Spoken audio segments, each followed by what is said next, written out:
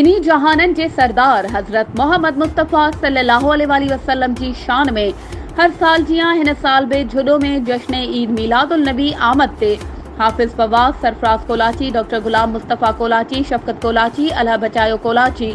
इरफान कोलाची ऐं ॿियनि जी अॻवाणी में जामे मस्जिद खां रैली कढी वई, जेका ॻोठ जे मुख़्तलिफ़ रूटनि खां थींदी कल्चरल हॉल ते पहुती, जिते हाफ़िज़ मीर मोहम्मद चांडियो, ख़लीफ़ा सरफराज असगर कोलाची ऐं हाफ़िज़ फवाद रैली खे ख़िताब कंदे चयो त हिन रैली में असां सभु गॾु थी उम्मत मुस्तफ़ा जो सबूत ॾिनो आहे। असांखे घुर्जे त अल्लाह जा फ़र्ज़ नबी सुन्नतनि खे अदा करियूं, 5 वक़्त नमाज़ जी पाबंदी करियूं, पंहिंजे वालिदीन जी फर्माबरदारी करियूं। उन खां पोइ रैली इख़्तिताम पज़ीर ते पहुती, जंहिं खां पोइ दुआए ख़ैर घुरी वई।